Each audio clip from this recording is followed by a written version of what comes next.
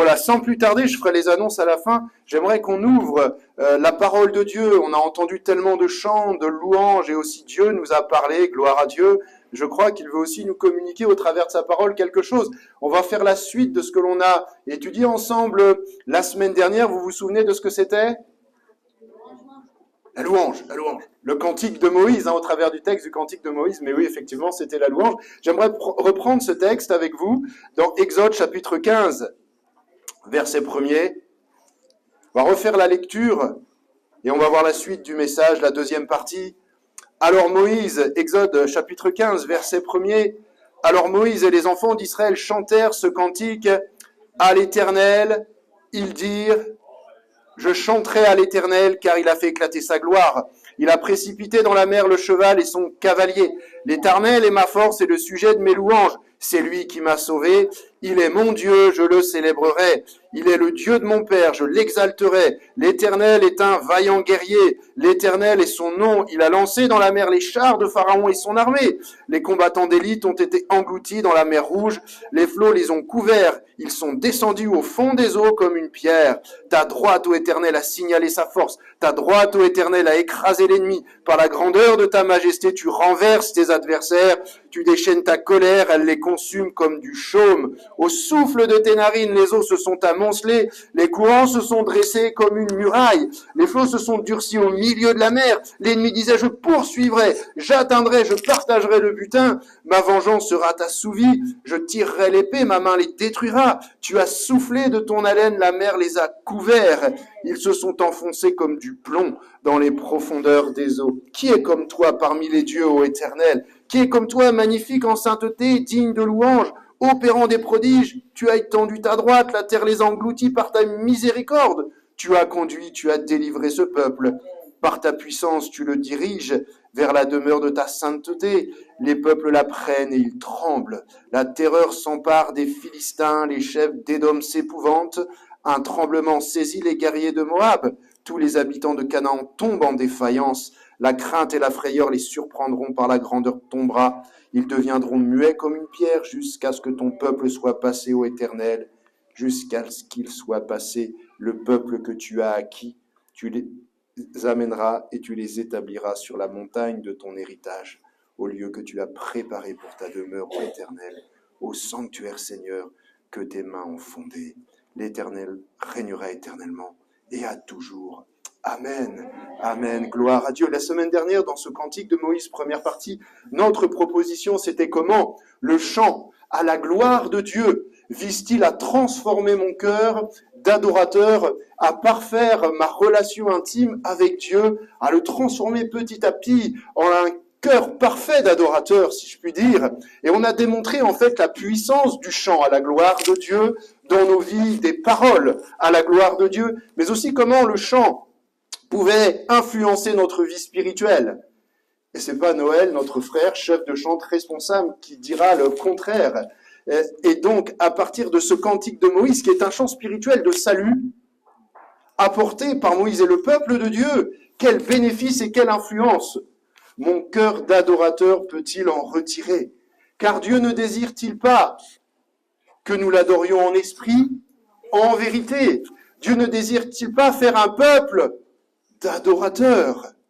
Et s'il existe bien plusieurs façons d'adorer Dieu, les cantiques, les chants à la gloire de Dieu transforment mon cœur d'adorateur de jour en jour, quand au travers même des chants, je considère l'immensité de l'amour de Dieu à mon égard. Et c'était notre premier point, un cantique qui considère l'amour de Dieu. Moïse a chanté un chant de reconnaissance et mis en avant l'amour et la miséricorde de Dieu. Et ce que Dieu venait de délivrer son peuple d'une armée égyptienne qui était lancée à leur poursuite.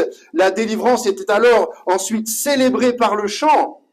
Et le chant m'amène non pas à regarder en arrière sur un passé de débauche qui a existé, mais non pas à ressasser ce passé, mais à regarder au jour de ma délivrance, le jour où Jésus-Christ est venu me tirer de mon esclavage, et à célébrer et à se souvenir de ce jour de délivrance, un moment de délivrance où Jésus a jeté non pas l'armée égyptienne dans la mer, mais mes péchés dans les profondeurs de l'océan. L'amour infini de Dieu est éprouvé en ce que les Hébreux n'avaient même pas eu à combattre physiquement, hein. Mais il s'agissait vraiment d'une période où toute cette période-là, il dépendait vraiment de la puissance même de Dieu. Et nous avons vu également comment le chant à la gloire de Dieu visait à transformer mon cœur, et c'est très important, et à m'inculquer une culture de la victoire. Une culture du triomphe, à célébrer la victoire par le chant. Et dans ce cantique de Moïse, il s'agissait d'une rédemption par la victoire. Un cantique de rédemption par la victoire. Au verset 7e, par la grandeur de ta majesté, hein, tu renverses tes adversaires. Et la première fois que les Hébreux, vous vous souvenez, avaient regardé en arrière, ils voyaient cette armée égyptienne qui était en train de fondre sur eux. Et après, la deuxième fois qu'ils ont regardé en arrière, ils n'ont plus vu l'armée puisqu'elle était engloutie. Alléluia. Donc, nous avions souligné également que ce cantique nous révélait encore plus de détails également sur ce qui s'est passé sur cette mer Rouge, dans la mer Rouge ce jour-là, qui fut fendue en deux quant au rôle et à l'action du Saint-Esprit. Que le Saint-Esprit a mené ce peuple dans cette délivrance. Comment le Saint-Esprit a joué un rôle fondamental en tant qu'agent de protection, a joué un rôle déterminé dans leur victoire, au verset 10e, hein, au souffle de ton haleine. Hein. Et là, il s'agissait du souffle de la Rua. Les eaux se sont amoncelées, les courants se sont dressés comme une muraille, les flots se sont durcis au milieu de la mer, nous dit la Bible. Le souffle était ici, voilà, cette force d'intervention de Dieu qui produit des phénomènes extraordinaires. Extraordinaire, c'est l'Esprit Saint qui a produit ce vent et qui a ouvert le passage dans cette mer Rouge, permettant de dresser comme une muraille autour du peuple hébreu et contre le peuple qui le rendait esclave. Oui, nos chants, nos cantiques à la gloire de Dieu doivent être conduits et inspirés de l'Esprit de Dieu, c'est ce que nous avons vu, afin de nous mener dans nos vies personnelles à une culture de la victoire, à des victoires totales sur des ennemis qui peuvent être puissants, même si nous n'avons pas à affronter là ces ennemis que parfois dans notre chair nous voyons faits de chair et de sang, mais qui sont des puissances ténébreuses, malheureusement des puissances spirituelles ténébreuses qui nous agressent. Mais si nous menons une vie de l'esprit, alors le Saint-Esprit pourra se dresser également comme une muraille entre nous et ces puissances ténébreuses. Oui, on a constaté que le chant pouvait transformer mon cœur d'adorateur. Le parfaire quand ce chant était un chant également de ma louange personnelle et que ma louange témoignait au monde. Alléluia. Un cantique de louange et de témoignage. Au verset 13, les peuples l'apprennent et ils tremblent. Et là, il y a la liste des ennemis du peuple de Dieu qui sont annoncés, les Philistins, toutes ces tribus cananéennes. Et notre déversement de reconnaissance, notre louange envers Dieu est un témoignage dans l'Église pour le monde, pour notre entourage, mais également vis-à-vis de nos ennemis. Vis-à-vis de nos ennemis. On en reparlera un peu plus tard. Les peuples qui l'avaient appris se nommaient bien sûr ces Philistins, ces Édomites, toutes ces tribus cananéennes, mais les ennemis avaient vu la portée de la délivrance, la portée de la puissance de l'Esprit de Dieu, ce que Dieu était capable, ce que leur Dieu était capable de faire. Eux qui étaient dans les idoles, dans tout un tas de faux dieux, ils avaient vu la puissance véritable du vrai Dieu et ce qu'il avait opéré ce jour-là au travers de la mer Rouge. Lorsque nous marchons nous-mêmes dans la sanctification, lorsque nous chantons inspirés par l'Esprit de Dieu, nous faisons trembler également l'ennemi. Alléluia. Et la sainteté du Seigneur, elle fait partie intégrante de sa personne. Cette sainteté est particulière, elle provoquera la destruction prophétique finale des ennemis de l'Église de Jésus-Christ. Au psaume 33, verset 12, « Heureux les peuples dont l'Éternel est le Dieu, est le Seigneur. » Alléluia. Et dans cette continuité de la semaine dernière, comment le chant à la gloire de Dieu vise-t-il à transformer encore ce matin un peu plus mon cœur en un cœur d'adorateur? Eh bien, le chant transforme mon cœur en un cœur d'adorateur en ce qu'il reflète et ce qu'il affirme notre consécration et l'hommage que nous rendons à Dieu. Parce que le cantique de Moïse est un cantique de dédicace. Au verset 2e, une autre version des Écritures va traduire « Dieu est ma force et mon cantique, il a été mon salut, il est mon Dieu et je lui préparerai une habitation. » Il est mon Dieu et je lui préparerai une habitation. Et on sait que Moïse, dans son cœur, a pour projet de bâtir une maison à l'Éternel, un lieu où il pourra résider parmi le peuple et qui allait être, dans la suite des temps, ce qui allait être le tabernacle. Et la demeure de Dieu qui est placée là au milieu du centre des 12 tribus, il est vrai, qui dans cette habitation, ce tabernacle les suivrait au gré de la marche dans le désert, au gré de ce peuple, de tout ce campement, de tout ce peuple de près de 2 millions de personnes. 2 millions de personnes, rendez-vous compte, qui se déplaçaient avec tout leur campement. Et Dieu révélera plus tard à Moïse, sur la montagne, le modèle précis du tabernacle. Et en lui donnant des instructions quant à sa construction. Et nous voyons avec quel détail, jusqu'aux outils même. Alors on avait parlé également du détail de la construction de l'Arche de Noé, mais quand on regarde encore le détail du tabernacle, c'est jusqu'au clou même. Jusqu'au clou. Et les plans vont être communiqués. Et Moïse ne va rien négliger. Chanter, c'est merveilleux. Proclamer la gloire de Dieu, c'est merveilleux, mais au travers de cela, que désirons-nous bâtir pour Dieu, nous, dans notre cœur? Que désirons-nous bâtir véritablement pour Dieu? Peut-être pas un temple, peut-être pas une maison de manière physique, comme Moïse a voulu le faire, comme David a eu cette idée, mais Salomon a eu cette grâce de pouvoir le faire, mais nous, dans le royaume de Dieu. Là où nous avons notre place, là où Jésus nous demande de servir, qu'est-ce que nous, concrètement, on désire bâtir? Et Jésus qui nous a ouvert la porte de ce royaume, qui est son royaume, mais nous, qu'est-ce que nous voulons faire dans ce royaume? Si Jésus nous a ouvert sa porte, il est tout à fait normal que nous aspirions, nous, à en faire autant, à vouloir le servir. Ne sommes-nous pas, nous aussi même, une habitation de Dieu en l'esprit? Et c'est Paul qui en parle dans sa lettre aux Éphésiens, chapitre 2, verset 22, il dit « En lui, vous êtes aussi édifiés pour être une habitation de Dieu en l'esprit. » Une habitation de Dieu en esprit. Et évidemment, Paul venait là aussi de décrire la comparaison juste avant cette parole de ce qu'on est, nous, l'Église, cette comparaison, c'est-à-dire un édifice. Un édifice.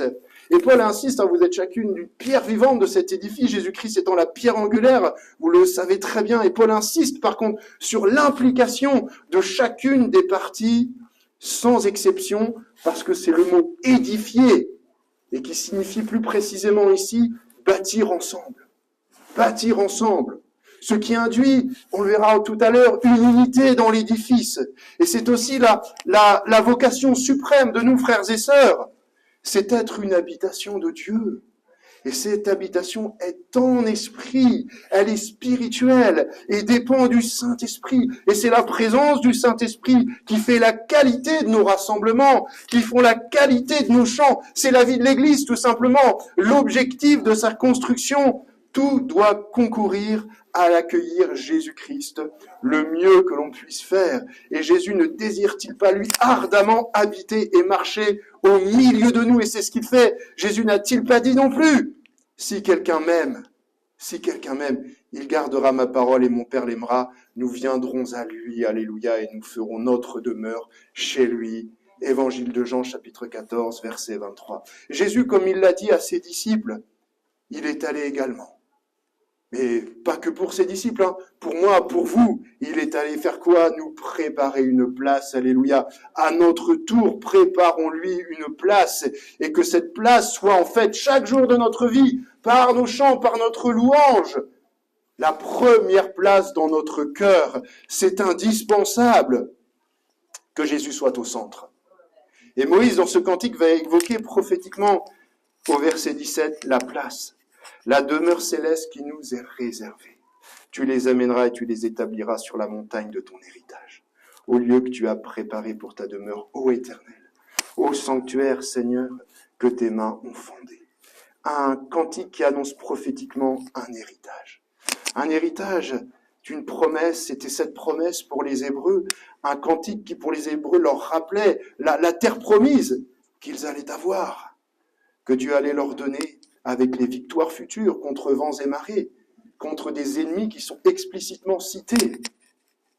Mais pour nous, c'est un héritage céleste, alléluia. Une Canaan céleste, gloire à Dieu. Le chant transforme mon cœur d'adorateur et m'amène à vivre également quelque chose d'essentiel dans l'Église dont j'ai parlé un petit peu, c'est-à-dire l'unité.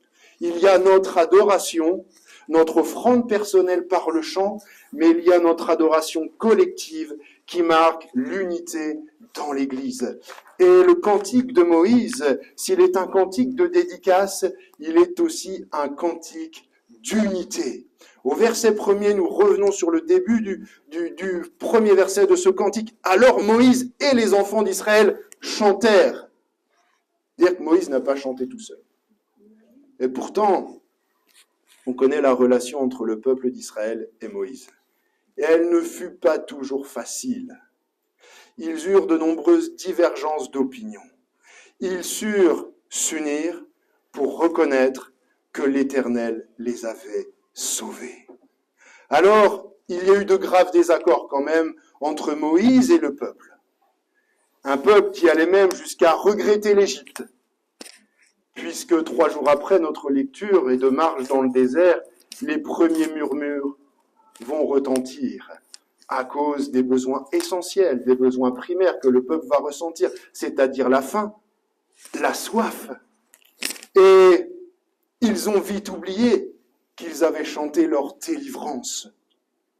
Et Moïse avait à sa charge ce peuple qui était un peuple rebelle, un peuple qui murmurait, mais au-delà des désaccords, parce qu'on peut avoir des désaccords, ce qui était terrible, c'était leur disposition de cœur.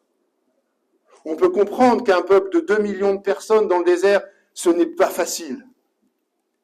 Si on se met à la place de Moïse, il faut se mettre à la place de l'ensemble du peuple. Est-ce que ça comporte d'être 2 millions de personnes dans un désert? Parce qu'il n'y a pas que des personnes forcément en bonne santé. Il n'y a pas forcément que des personnes dans la force de l'âge. Et c'est vrai, et c'est légitime dans nos vies personnelles. Nous avons nos besoins primaires. Manger en est un, se nourrir, boire en est un. Et il y a comme ça ces petites choses qui peuvent venir également irriter notre cœur, qui peuvent s'immiscer et faire que l'on n'a pas forcément toujours une bonne disposition de cœur. Mais ne chantons-nous pas « Seigneur, je te louerai » aussi bien dans l'abondance que dans les lieux déserts? On l'a chanté, hein. On l'a chanté, peut-être pas ce matin, mais on l'a chanté. Mais c'est 40 ans de désert où on se rend compte, au final, que Dieu a pourvu au strict nécessaire, mais Dieu ne les a jamais abandonnés. Et je crois que parfois c'est vrai. On peut avoir pas forcément une bonne disposition de cœur. Est-ce que Dieu nous abandonne pour autant? Est-ce que Dieu nous abandonnera pour autant? Vous savez, Jésus avait un groupe de disciples et les désaccords étaient fréquents dans son groupe de disciples. Là encore, les désaccords, quand on les voit dans les évangiles, entre eux, ils interviennent parfois aux moments les plus graves de la vie terrestre de Jésus. La réelle disposition de cœur des disciples qui se disputent plusieurs fois pour savoir lequel d'entre eux est le plus grand. Et pas à n'importe quel moment. Au moment du dernier repas, au moment où l'heure est la plus grave, où ils n'ont pas véritablement saisi, certes pris conscience de certaines choses qui allaient se passer. Et où peut-être, entre eux, avec ce qu'on leur avait prêché sur le royaume de Dieu, ils pensaient avoir des places de ministres, je ne sais pas. Mais les désaccords étaient grands. Et des désaccords qui n'étaient évidemment pas à la gloire de Dieu. Pourtant, ça n'a pas empêché Jésus et ses disciples dans l'unité de chanter, après ce repas, les cantiques de la Pâque. Les psaumes du Hallel, ce qu'on avait vu dans la première partie du cantique de Moïse, c'est-à-dire dans la tradition, dans l'unité, ces psaumes qui vont du psaume 113 à 118, les psaumes qui chantent la gloire de Dieu, des psaumes qui chantent aussi la délivrance. Et le Seigneur et ses disciples ont chanté avant ce qui allait se passer à Gethsémane. Mais l'apôtre Paul, qui est l'un des pasteurs d'une église, qui n'est peut-être pas là physiquement auprès de son église, mais qui prend des nouvelles de son église, et qui est aussi le pasteur responsable d'un de ses disciples qui s'appelle Timothée, qui est également pasteur. Il va lui demander d'éviter les contes profanes, d'éviter les vains discours. Il va exhorter l'église qui en son sein, c'est-à-dire l'église de Corinthe, qui avait des divisions, des désaccords, qui étaient divisés à l'encontre même de son propre pasteur, c'est-à-dire Paul lui-même. à demeurer unis. Je vous exhorte, frères, leur dit Paul, à rester unis dans notre Seigneur Jésus-Christ, à tenir tous un même langage, à ne point avoir de division parmi vous, mais à être parfaitement unis dans un même esprit et dans un même sentiment. Alors l'Église doit être unie dans des projets communs. Pourquoi ? Parce que les projets que nous allons bâtir demain, ils vont amener inévitablement des combats. Ils vont amener inévitablement de l'opposition et des luttes. Et nous projetons par exemple ce projet d'ouvrir le département d'évangélisation. Ça semble rien d'extraordinaire parce qu'en fait on fait simplement que de répondre à la mission du Maître qu'il a demandé à tout le monde, c'est-à-dire aller par toutes les nations et témoigner de l'Évangile. Mais il y a une différence entre prier pour ce projet et le voir vraiment exécuter, le mettre vraiment à exécution. Parce que c'est facile de prêcher, excusez-moi, on est entre nous, on aime le Seigneur. Et vous dites Amen, et gloire à Dieu, et je suis heureux de prêcher devant vous, et vraiment, mais c'est vraiment pas la même chose de le faire à l'extérieur. Aller place du château, et aller témoigner de la grâce de Dieu, leur dire, ouais, Jésus, il a sauvé ma vie. Oh, c'est pas, il y a des combats, il y a des luttes, et à ce moment-là, si l'Église n'est pas unie par l'intercession, par la prière, le combat sera compliqué. Ce sera difficile. Il y a des choses que l'on ne pourra pas faire. Nous sommes tous unis, nous sommes tous un en Christ, purifiés, rachetés, purifiés par le même sang, justifiés par le même Seigneur et sanctifiés par le même Esprit, chantant le même cantique, Alléluia. Et le chant et la louange doivent nous rassembler. Et je crois que face à l'opposition, face à l'ennemi, l'Église doit être unie. Et grâce à l'unité dans l'adoration, j'aime mes opinions. Vous aimez vos opinions, mais parfois mes opinions ne sont pas forcément vos opinions. En fait, tout le monde aime ses opinions. C'est pas trop mal des fois, mais nous sommes un en Christ. Nous sommes un en Jésus-Christ. Et le chant était également un moyen de faire vaincre l'ennemi. Et ça, c'est très important. Avant même l'obtention de la victoire, avant même que la bataille ait lieu. Parce qu'ici, vous observez, ce chant de Moïse, il a été chanté en fait après la délivrance, donc après la victoire. Mais le chant à la gloire de Dieu, et je le crois véritablement parce qu'il y a un exemple dans la parole de Dieu, est également un moyen pour nous, par la foi, face à l'ennemi, alors que la bataille se profile mais n'a pas encore été menée, eh bien le chant nous permet d'obtenir la victoire. Observons un plan stratégique rare dans les Écritures où le chant a participé et a contribué à la victoire. Vous connaissez tous le roi Josaphat. Bien, le roi Josaphat, c'était néanmoins un roi qui marchait avec Dieu. Donc, quand un roi marchait avec Dieu, il réussissait dans ses entreprises. Tout n'a pas été parfait. Et à un moment donné, il a dû, face à la difficulté, prier, se repentir, s'humilier devant Dieu. Parce qu'il y a une foule nombreuse qui marche à l'encontre du peuple de Dieu. Ce sont les ennemis de Dieu les ennemis du peuple de Dieu qui se sont réunis tous ensemble. Il y a les Moabites, il y a les fils d'Ammon, et ils sont tous là. Ils sont tous là, et ils marchent, et on nous parle d'une foule nombreuse. Et lui, Josaphat, il va être l'acteur et le témoin. Dieu va le rendre participant d'une victoire. Mais il faut souligner de quelle manière Dieu a permis la victoire devant tous ces ennemis du peuple d'Israël. Et l'ennemi de nos âmes, alors que nous vivons des temps de paix, vous savez, on peut vivre des temps de paix relatifs, et c'est très bien. Et puis, sans raison, on se fait attaquer dans notre vie. Sans raison, on se fait attaquer. Sans raison, nos enfants se font attaquer, nos parents se font attaquer, notre entourage se fait attaquer. Et l'ennemi prend un malin plaisir, surtout à attaquer nos enfants dans les temps que nous vivons. On est tous des pères de famille, des mères de famille, et on le vit au quotidien. On pourrait tous témoigner de ces choses-là. Et on a plein d'exemples. Et puis parfois, ça arrive sans raison. Au rang du travail, on constate cette chose-là. On ouvre un cahier, on constate telle chose. Et on se dit, mais c'est pas possible. Et à un moment donné, devant la foule nombreuse qui arrive sans raison là, ils se sont tous mis d'accord. Mais le roi et le peuple prit peur. Ils prit peur. Car on a rapporté une foule nombreuse qui avançait, qui cherchait à les chasser de l'héritage qu'ils avaient reçu de la part de Dieu. Et la réponse de Dieu fut la suivante. C'est dans le 2 livres des Chroniques 20, verset 17, vous n'aurez pas à mener ce combat. Vous n'aurez pas à mener ce combat. Et Dieu va leur demander d'aller à la rencontre de leurs ennemis. C'est fou, hein?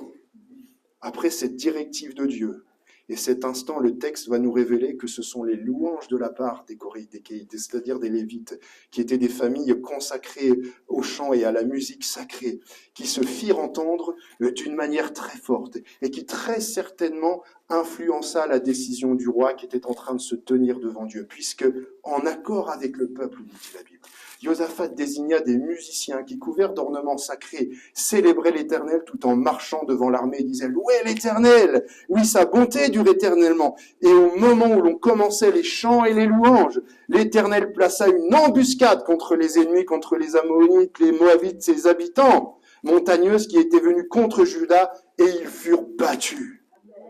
Et le moyen mis en place par Dieu est très intéressant, parce que la stratégie utilisée, ce sont les musiciens, ce sont les chantres qui étaient placés à la tête devant même les soldats. Il est parlé d'une embuscade. Beaucoup ont interprété ça comme Dieu avait placé une légion d'anges.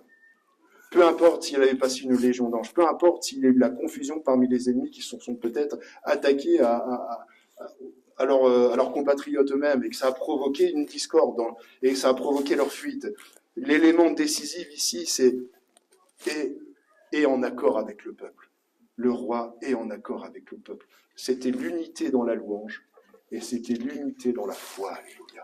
Et je crois que face à des situations qui nous dépassent, on doit prier les uns pour les autres. Et avant même que la bataille, on sait qu'elle va se profiler, parfois on aimerait agir par nos propres forces, parfois on aimerait régler les problèmes. Le peuple de Dieu avait des soldats, mais là l'ennemi était vraiment trop nombreux. Et parfois c'est une foule de problèmes qui nous arrivent et on a envie de régler nos problèmes par nous-mêmes. Mais Dieu nous dit, tu ne mèneras pas ce combat. À nous de nous tenir devant Dieu, par la foi, d'avancer avec cette unité de la foi. Et Dieu va faire grâce. C'est Dieu qui va prendre les choses en main. Un psaume, verset 40, chapitre 40, verset 4. Il y a cette parole de David dans ce psaume. Il a mis dans ma bouche un cantique nouveau, une louange à Dieu. Et j'en viens à mon troisième point. Parce qu'ici, ce qui est cette visitation de Dieu qu'ont eu Josaphat ce jour-là, qu'ont eu Moïse quand il a chanté ce chant, ce cantique, et qu'a eu David dans cette parole. Vous savez, cette visitation de Dieu. Eh bien, David ne pouvait rester muet. Moïse n'a pu rester muet. Et devant la victoire, le peuple ne peut pas rester muet. Et là, David parle d'un cantique nouveau. Et vous savez, le cantique de Moïse était un cantique qui était tourné vers l'avenir. Et c'est mon dernier point. Verset 17, tu les amèneras et tu les établiras sur la montagne de ton héritage. L'Éternel régnera éternellement et à toujours. Et pour Moïse et le peuple, c'était un cantique tourné vers l'avenir. Ils avaient passé ce qu'on appelle la mer Rouge, ils avaient été au-devant, hein, c'est absolument la définition, on l'avait vu aussi de la Pâque, de ce qui fait ça, de passer par-dessus. Hein, on a vu que même les Anglais l'avaient mis dans leur vocabulaire avec le mot « passover » qui veut dire « passer au-dessus ». Là, véritablement, le regard, quand nous chantons la louange et la gloire de Dieu, nous fait regarder vers l'avenir. Parce que notre avenir, il y a les souffrances ici-bas. On est d'accord, mais notre avenir, il est céleste. Et vous allez dans le livre de l'Apocalypse. Le livre de l'Apocalypse, qui est pour nous, hein, je le répète, le livre de l'espérance. Hein. Peut-être que pour le monde, c'est la désespérance, mais pour nous, c'est le livre de l'espérance. Et dans le livre de l'Apocalypse, au chapitre 15e, vous avez non plus le cantique de Moïse, mais vous avez le cantique de l'agneau immolé. Et on évoque le cantique de Moïse.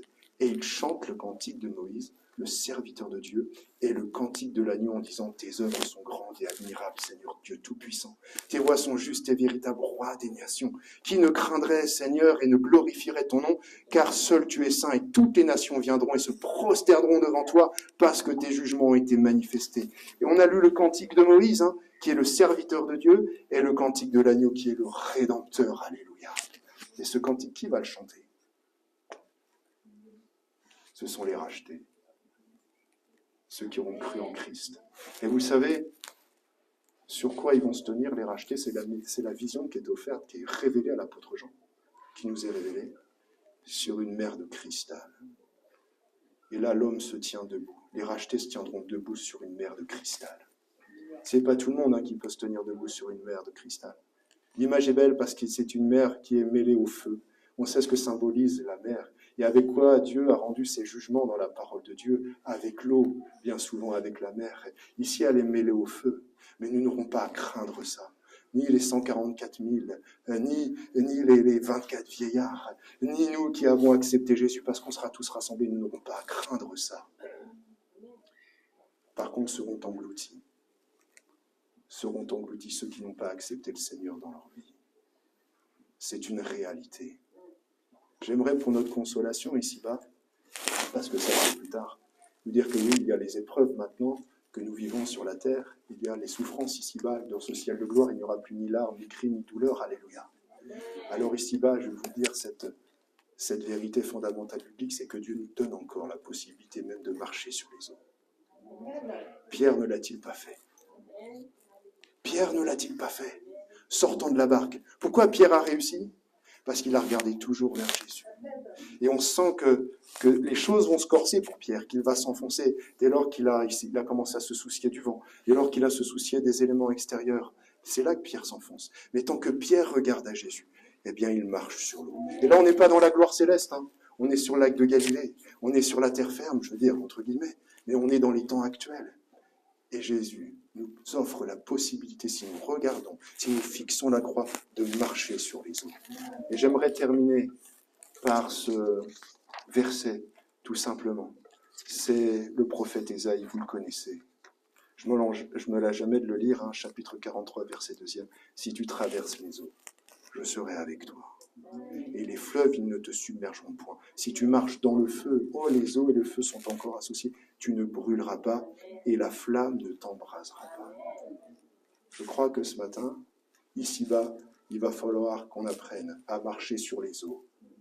À marcher sur les eaux.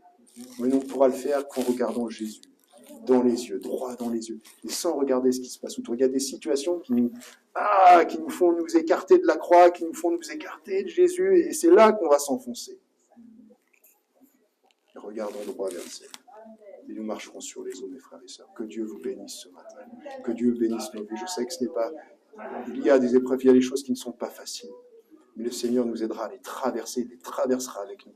Que Dieu vous bénisse, que la louange, que le chant ne quitte jamais votre cœur.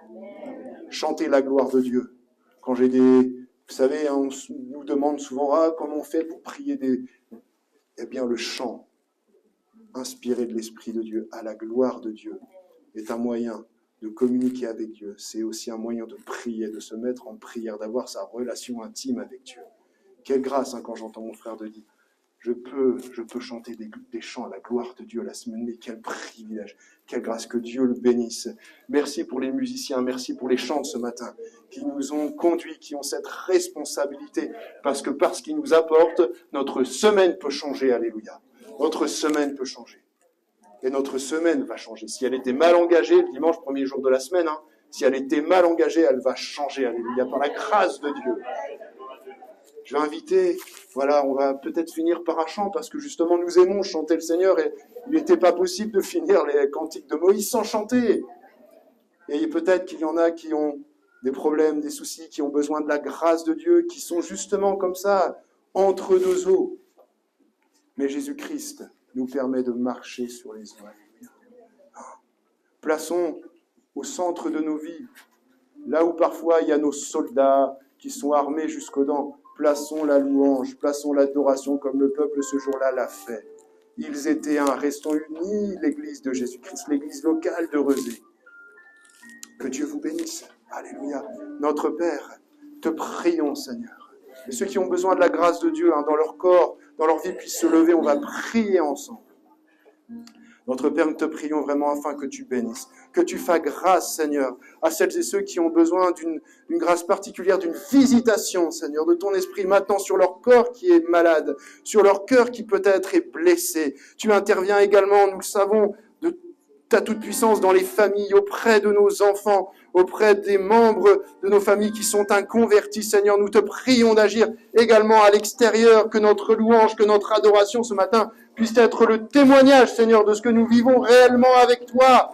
Merci de remplir le cœur de mon frère, de ma sœur maintenant, de renouveler son corps qui est meurtri, Jésus-Christ. Tu le relèves par ta toute-puissance, Seigneur. Chose que nous ne voyons pas, mais nous constatons, Seigneur, c'est la puissance de ton Saint-Esprit qui agit dans le secret, Seigneur. Merci de faire, Seigneur, tout, Seigneur, ce qui est en ton pouvoir, parce que tu es omnipotent. Tu es omniscient, tu sais toutes choses sur nos situations, que nous puissions te placer devant dans nos cœurs, dans nos vies, Seigneur, et permets-nous de marcher sur les eaux jusqu'à ce que tu reviennes, que tu prennes ton Église, Seigneur, et que tu l'emmènes avec toi dans la gloire céleste. Que ton nom soit béni. Amen.